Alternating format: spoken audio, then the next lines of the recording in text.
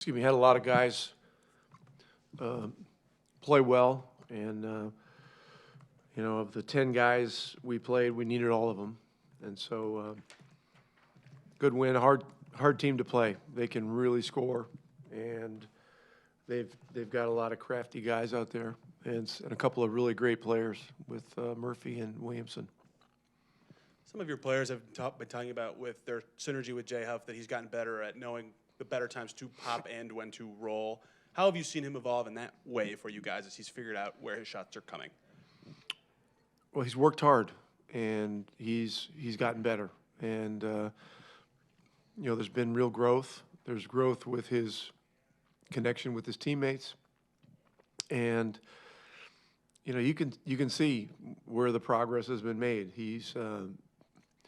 His level of conditioning is at a much higher level than it was when he first got here. He's feeling the game that we play better and better all the time.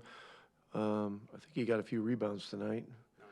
Yeah, 9 rebounds. I mean, that's that's real value to our team. I mean, I know he had the career high points and all that, but people got to quit focusing on reverse dunks, and they got to focus on what real productivity is, and that's rebounding, it's rim protection, and it's doing the things that are winning things for his teammates. This question goes a little bit against what you just said, but he's never even made 10 shots in a game before, and he made 10 twos tonight.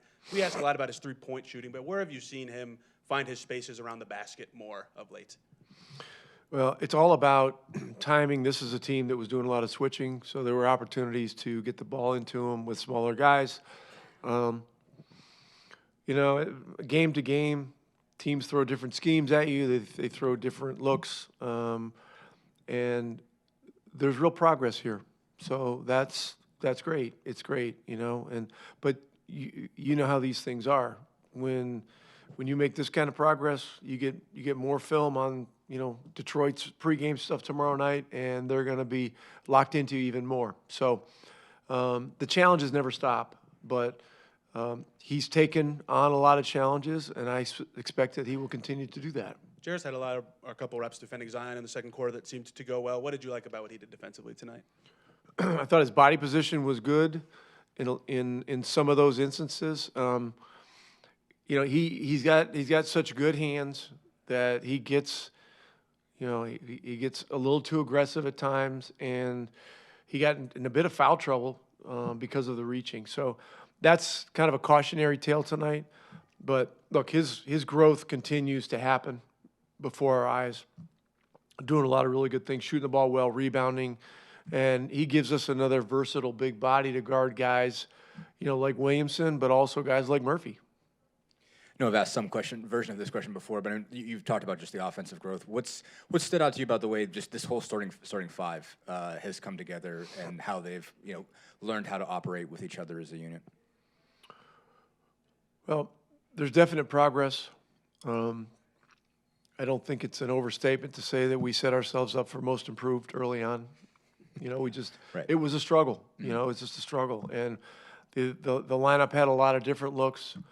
But this one, with Murphy and with Huff and Pascal and Aaron and Drew, they're doing some good things. And when you have a week like we did, where we win 4 out of 5 games in 8 days or whatever it is, you can see the progress, and it's heartening because we've been through some very tough things. But this group has fought together. They've continued to fight together, and it's good. It's good to have a little bit of success. I think one thing Johnny actually pointed out the other day at practice was he feels like this is a really selfless group. I mean, it seems like certainly we talked about the ball movement being better lately. I guess, are you seeing that as well? Does this group particularly stand out well for its selflessness and its willingness to move the ball and try to get it to the right place? Well, it's one of the definitions of being an Indiana Pacer. You've got to be an unselfish player, otherwise you don't fit here, And so, I'd like to think we have a whole team of guys that are like that. But the chemistry has been better with the starters. I think our overall chemistry has improved. Our second unit did some very good things tonight, particularly in the first half. and we just got to continue to battle. Just speaking of some of those guys, I think you won the second chance points battle 20-6. I think that's your biggest margin of the year. Tony Bradley's got 9 rebounds. I think he's got 5 of those offensive boards. Just what did you like on that end, on in the rebounding particularly, what you're able to do offensive rebounding wise tonight? Yeah, I mean, we have an assortment of centers that do a lot of different really good things, and tonight, you got your starting center has 9 rebounds and your backup center has 9 rebounds. I mean, that's 18 rebounds from your center position. And so that's big time. And those are possessions of the ball. And so, let's see where we are tomorrow night. We're playing the number 1 team in the East, and they are a great rebounding team too. And that'll be a stout test as well. Last one for me. I just want to ask about TJ's milestone to get to that. Basically, what it being only Yeah, 2 you guys. can see the presentation on Instagram in the locker room. Number 2 all-time assists for a bench player, and this is a guy that was undrafted. So it's a pretty amazing accomplishment. Number 1 is Lou Williams. Lou Williams, I think, was a first-round pick back in Sounds right, yeah. back in the day. Lou's a great player in his own right, and I don't know, TJ's behind him by a couple hundred assists, but I wouldn't bet against him. I would never bet against TJ McConnell on anything.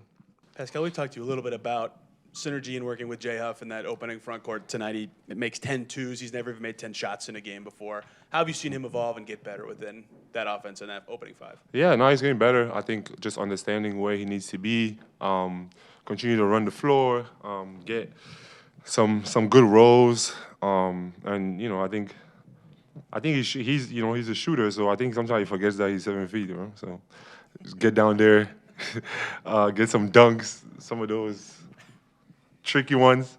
He owed me an assist today too for that missed dunk he had. But nah, I think he's just playing free, shooting the open shots, playing hard, running hard, and then also getting those rolls, and he's able to get buckets. Just because you brought it up, we've asked a lot of your teammates this. Have you ever tried one of those? I reverse definitely dunks won't. he does? Yeah, I don't think I can do that. I'm cool. That's a J Huff special. I'll keep it for him. I heard you mention to Pat on the court what this road trip could mean for you guys from a bonding perspective, especially after winning 4 out of 5. I mean, how important can that be right now, especially with where you guys are? It's super important for us. I think obviously we love playing at home and we want to play at home as much as we can. We wish we could play more games at home, right?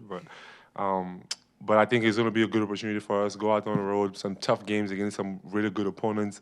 I think it's just a question of just us staying together, sticking together, and just we have more time to hang out.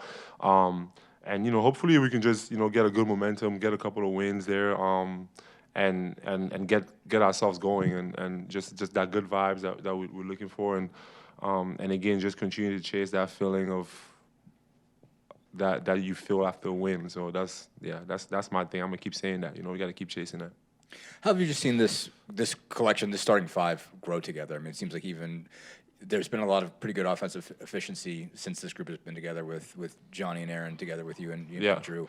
What makes this group work? Yeah, no, I think obviously you have spacing with the shooting, and then also we have ball handling with Drew, and I can do some of the ball handling as well. And I think like Furf is like a connector, Aaron is a connector, and those guys, we keep the ball moving, it's going from side to side, and everyone just taking the open shots, just taking what's there. And I think that defensively we continue to get better.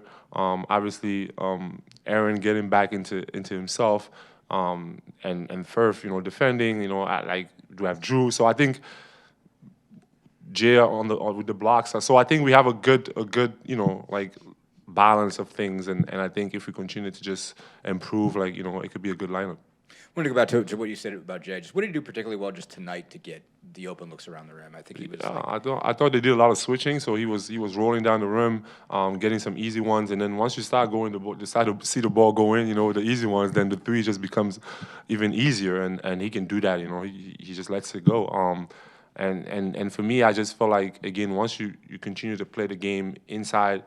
And then now, I think you see that you can have a better chance to have good games like he had today. But I think everything was going in for him, and he was just playing the right way.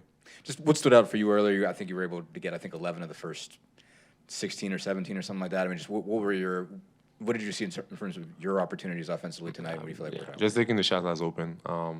I think obviously started missing a little bit, but it is what it is. I just got to continue to take the shots that's open, and we have to have an emphasis on having good starts. I think that's most of the time when we have good starts, we have a better chance to win. So that's the goal. I think you guys won on second chance, 20-6 tonight. I think that's the biggest margin you guys have had this year. Just how important was that piece to you tonight, and how encouraging is that to have that kind of rebounding night? I think Tony had 5 of those offensive boards. Yeah, it's needed, and I think obviously we want to be cautious about that, because transition has been a problem for us. So we got to continue to get that transition, get back, but also I think when we're able to get second chance points, it's hard to defend, and if we could go back and set our defense up, we have a pretty good chance of getting a stop, But when they run in transition, just get easy ones, that's when we're in trouble. Pascal, you went against Yves Missy tonight. What happened to your French, bro? I was kidding. Nah. So, what is it like to play against a compatriot? Yeah. Oh, it feels good. It's amazing. I think I just always love to see, guys from where I'm from, being there, and he's learning, he's getting better every single day. And I think every time we get on a chance, we just, chop it up, talk, make sure I give him some words of encouragement to continue to keep going. And yeah, it was a goaltending, by the way. But whatever, I'll let it go. But yeah, that's I'm proud, obviously, and I want him to be the best player that he can be. Obviously, when you have a career high, a lot of the focus of our questions will be your scoring. Was there a moment you realized you were close to it, past it? When did that all come to you? I try not to look at the scoreboard too much. Every once in a while, I'll take a glance at it. I think somebody might have said something, but I don't remember a specific moment. You've never, in your career, made 10 twos in one game before. What was working for you toward the rim or around the basket tonight? A lot of our guys, like Pascal and Drew, they draw a lot of attention. So when teams focus on them, it usually results in good things for a lot of other guys. Tonight was a night where I got a lot of that. That's the great thing about this team is that it could be anybody. As Rick has talked about your improvements throughout the season, he said it didn't come easy for you right away. Yeah. How long did you feel like it took you to be, even if you might not even have reached this yet, but totally comfortable with what you're supposed to do every night, and especially within the offense? Yeah, I think it depends because we've made adjustments throughout the year. So it's hard to pinpoint one spot exactly. But it's a tough place to play because we try to play, I guess the Indiana way is the way they say it.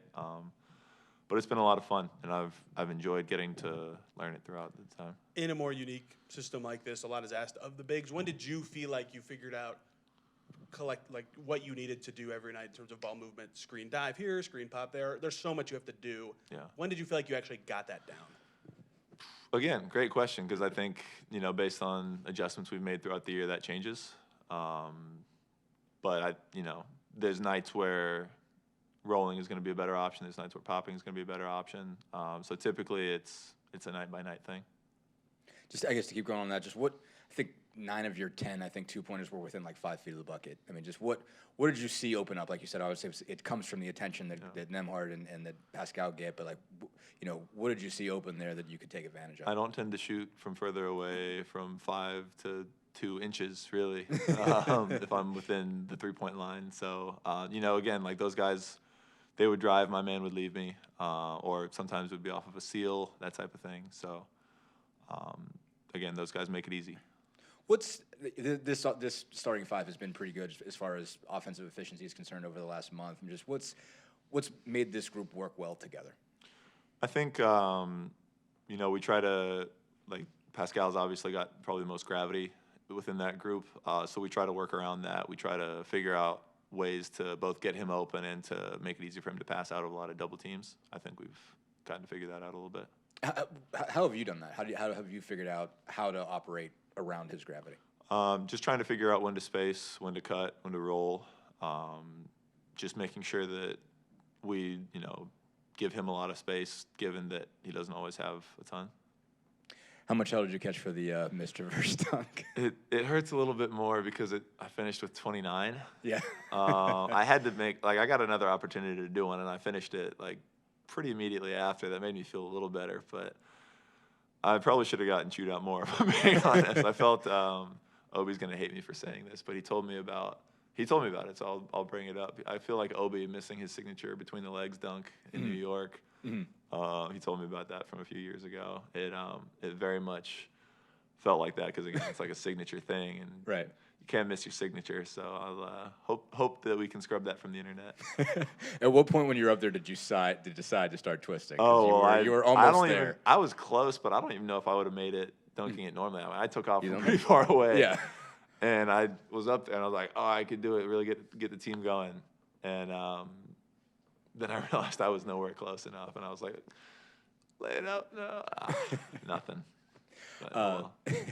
I think TJ gets to 3,000 assists off the bench. I mean, just to be one of only 2 guys that's done that, what impressed you about just that accomplishment? Crazy. I had no idea that was coming. I assumed that he's had a lot of assists throughout his career, but that number is ridiculous. Who's the other person?